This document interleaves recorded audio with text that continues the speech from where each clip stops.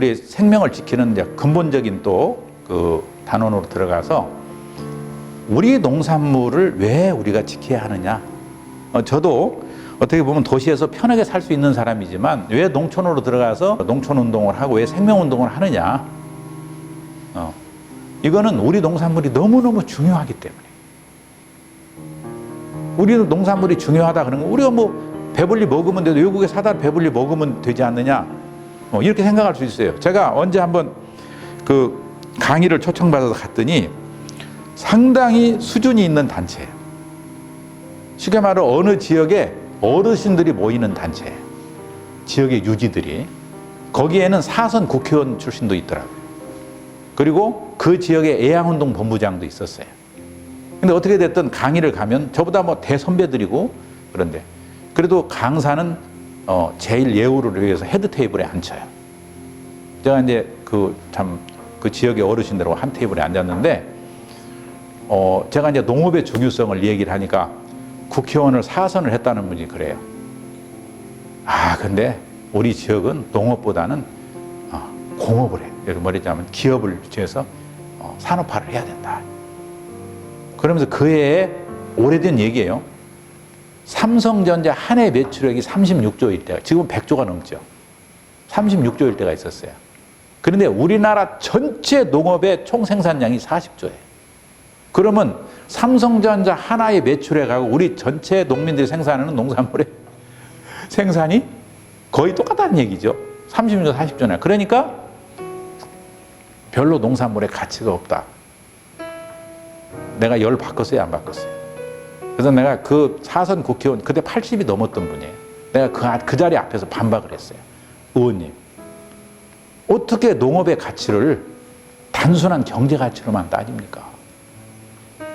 농업이 보유하고 있는 보이지 않는 그 가치, 예를 들자면 우리가 풍수해를 논농사가 아니면은 다 홍수나 버려요. 다 사태나 버려요. 또 그 논농사로 인해서 얼마나 많은 환경의 정화작용이 됩니까?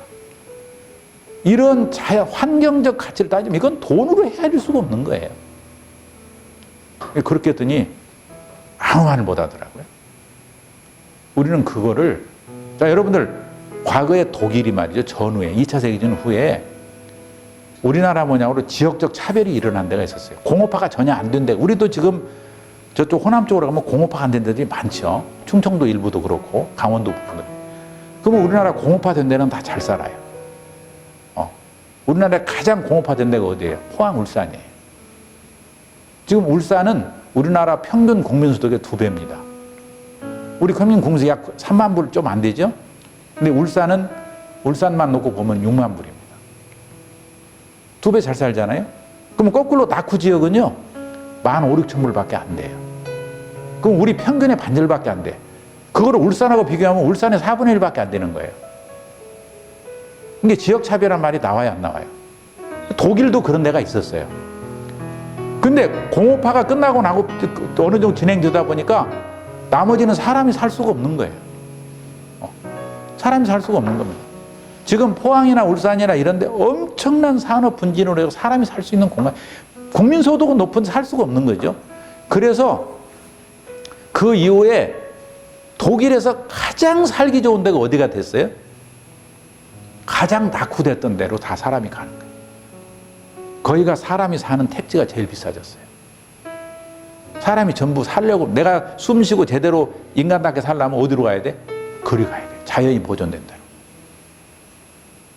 우리나라도 이제 그렇게 됩니다. 지금 미세먼지가 뭐 날리고 그러죠?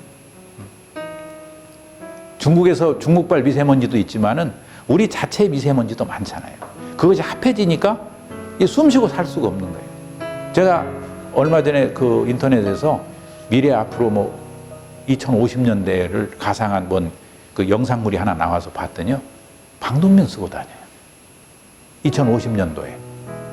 이게 가상하는 거죠. 자꾸 이대로 산업화가 되면 그렇게 된다는 거예요. 숨 쉬고 살 수가 없는 거죠. 그러면 결과적으로 사람이 사는 건 뭐예요? 이제 돈이 문제가 아니고 우선 사람이 살아남아야 될 거 아니에요? 어디로 가야 돼요? 산속으로 가야 돼요. 그래서 그때 가면은 정말 사람 숨 쉬고 살 만한 곳은 정말 비싸질 수밖에 없다. 그런 논리. 이게 다 양지가 음지되고 음지가 양지되고 다 하는 거죠. 우리나라도 보면은 과거에 농경사회에서는 호남이 제일 잘 살았어요. 그러잖아요. 호남이 제일 잘 살았어요. 농경지가 그때는 우리 조선시대에요. 요새로 말해 국가 세금의 60%가 어디서 들어왔어요? 호남에서 들어왔어요.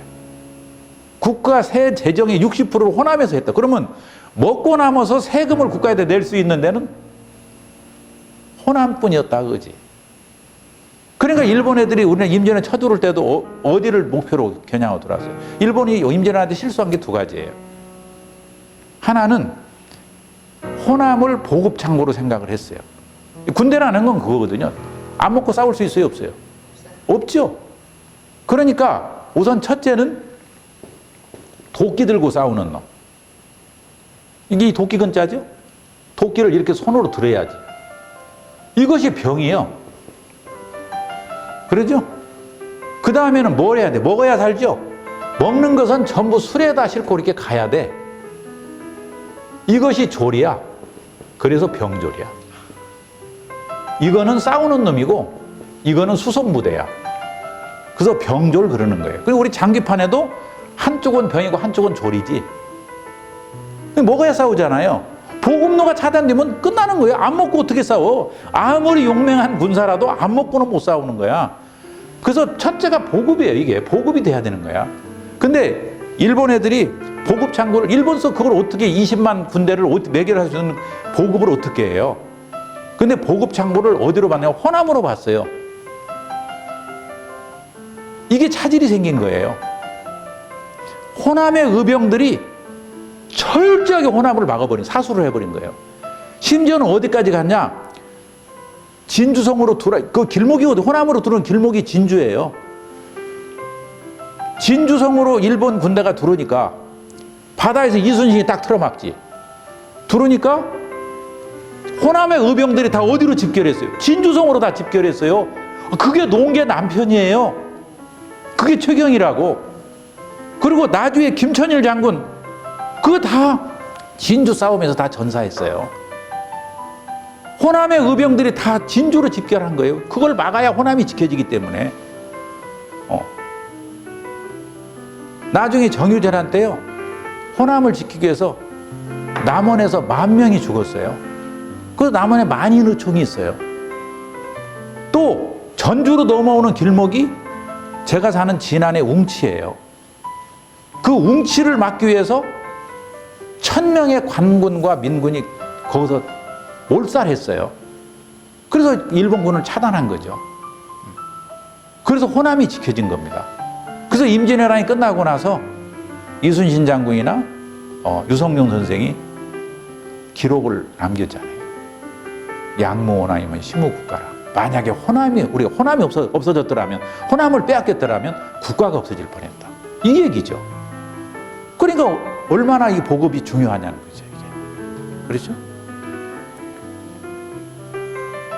그 또 하나의 걔네들이 생각을 못한 건 뭔가 하면 그 당시에 조선의 정규군이라는 건 지네들이 염탐을 해보니까 별게 아니에요.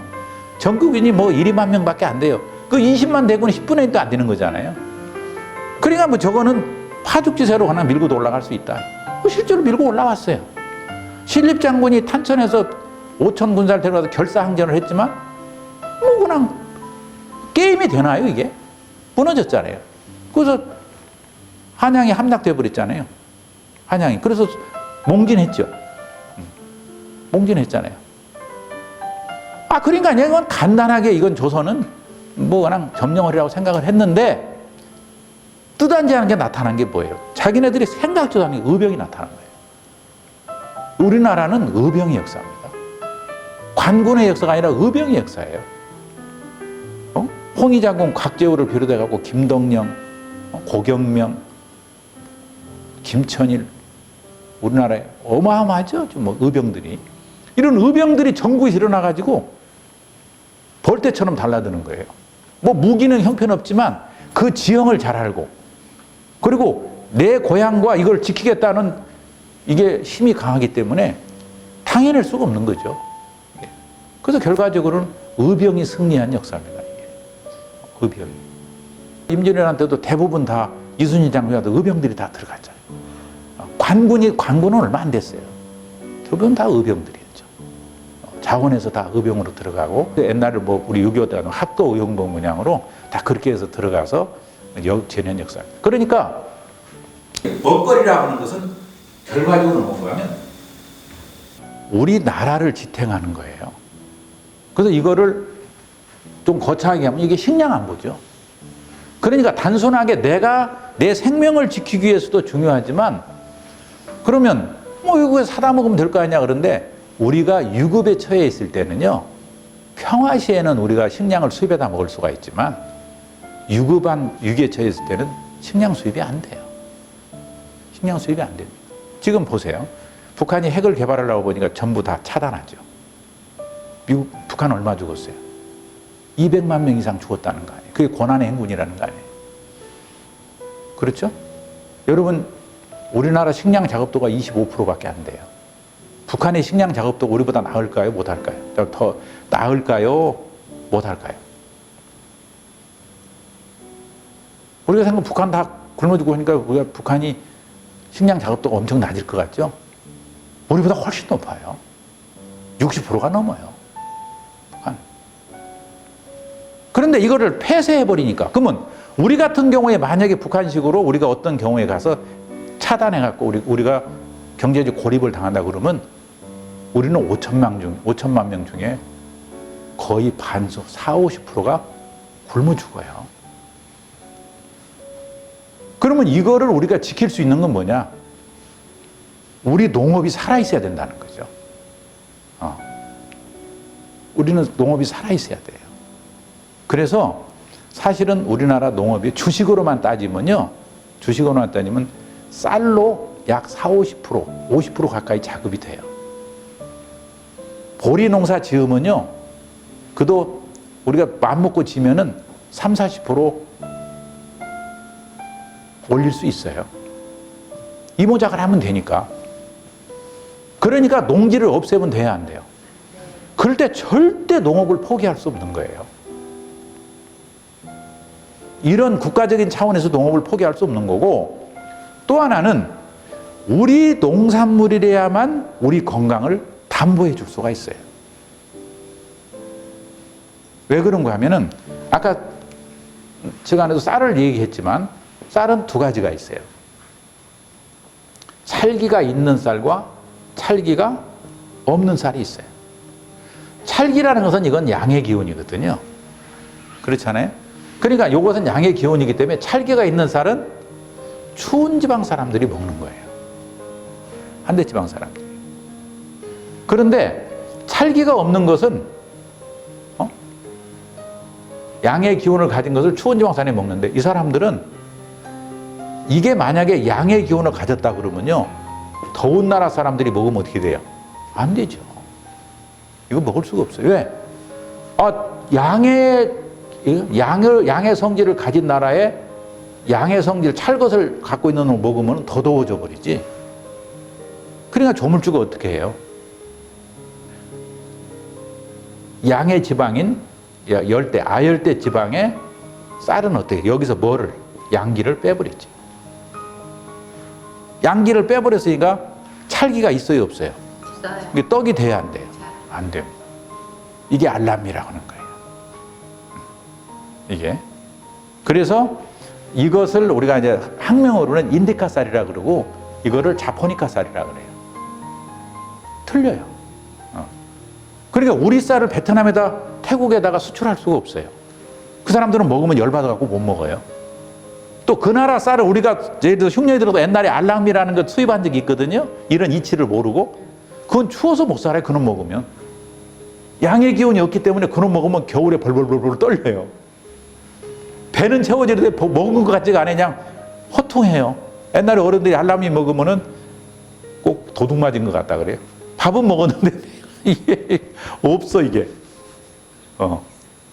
그러니까 이게 바로 다 성질이에요. 제가 지난번 강의에 성질과 성분에 대한 얘기 했죠? 네. 그러니까 이렇게 성질이 틀린 거죠.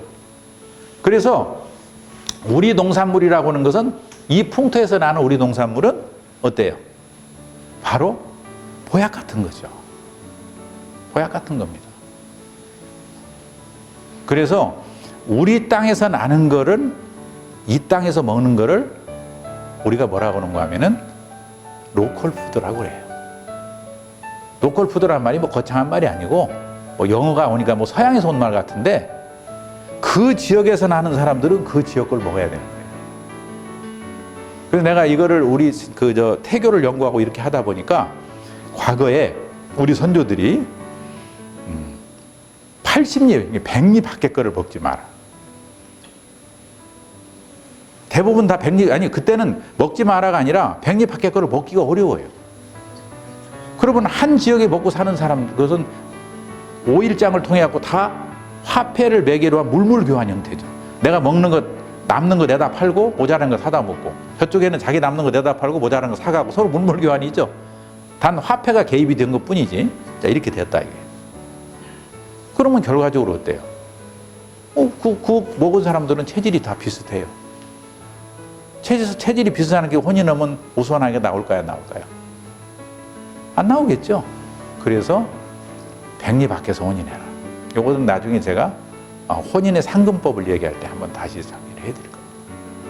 그래서 그 지역에서 나오는 것은 그 지역 사람들이 우리가 먹어왔는데, 물도 마찬가지예요. 물도 우리가 옛날에 지역을 달리하면 물갈이 한다고 그랬죠. 그 물갈이가 뭐예요? 요새 과학적으로 설명하면 미생물이 적응이 안 된 거죠. 면역 체계가 없던 거예요. 이 속에 지금 뭔 대장균이 있어요. 근데 그것도 매일 먹다 보면 우리 몸에 적응이 돼요. 그 나중에는 그게 면역 체계가 만들어져요.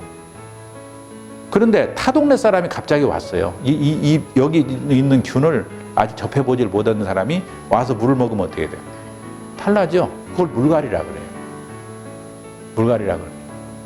예, 그러니까 우리 결과적으로는 우리 몸의 DNA는 어떻게 되는가 하면, 내가 우리 조상들이 먹어왔던 농산물을 통해서 그 조상으로부터 내가 몸을 받았죠. 그러니까 우리 몸속에는 DNA가 우리 조상들이 먹어왔던, 그 지역에서 우리 조상들이 먹어왔던 DNA가 형성이 돼 있어요. 그러니까 같은 DNA끼리는 어때요? 서로 반응을 하죠. 반응을 하는 겁니다. 그러니까 우리 몸에 제대로 흡수될 수밖에 없는 거예요. 될 수밖에 없는 겁니다. 그래서 지난번도 말씀드렸지만은 우리는 동물성 위주의 식생활이 아니었잖아요. 식물성 위주의 식생활로 우리가 돼 있어요. 그러니까 우리는 장이 길어요. 서양 사람들은 동물성 위주로 했기 때문에 장이 짧아요. 그 신체적 조건이 그러니까 그 사람들은 허리가 짧고 다리가 길어요. 우리는 곡체식을 해야 되는 체질을 갖고 있기 때문에 장이 길기 때문에 허리가 길고 다리가 짧아요. 이거는 수천 년을 이 환경 속에 살아오면서 만들어진 우리의 체질이에요. 이 지역에 사는 사람들은 이 지역에서 나온 농산물이 내 DNA와 가장 가까울 수밖에 없는 거죠. 그걸 먹었을 때 우리 몸이, 어떤 사람들은 이렇게까지 얘기합니다. 내가 먹어서 되느냐 안 되느냐 뭘로 판단하면 되느냐. 100년 전에 우리 선조들이 먹었던가 안 먹었던가만 골라서 먹으면 정확하대. 그렇게 얘기하는 사람들 있어요. 그 얘기는 뭐예요? 우리 먹거리가 우리 몸에 맞다. 그럼 결과적으로 얘기하면 우리 먹거리는 우리 몸에 뭐예요? 보약이다. 우리 몸에 보약이다. 그래서 저는 아까 뭐 신토불이란 말이 틀린 말은 아니지만 우리식으로 오면 뭐다? 풍토합일이다. 풍토. 그 풍토에서 나온 것은 나와 하나가 된다. 합일이 된다. 그래서 신토불이란 말보다는 풍토합일이란 말을 사실은 우리가 써야 맞다. 저는 그렇게 봐요. 우리 풍토. 이 풍토에 합일이 되는, 맞는 것을 먹어야 된다. 그것이 우리가 생명을 유지하고 우리 건강을 유지하는 데 굉장히 중요한 요인이 된다. 이렇게 말씀을 드리겠습니다. 이렇게 해서 우리 농산물이 왜 보약이 될 수밖에 없는가? 왜 우리 농산물이 우리 생명을 지키는데 중요한 먹거리가 될 수밖에 없는 것을 한번 살펴봤고요.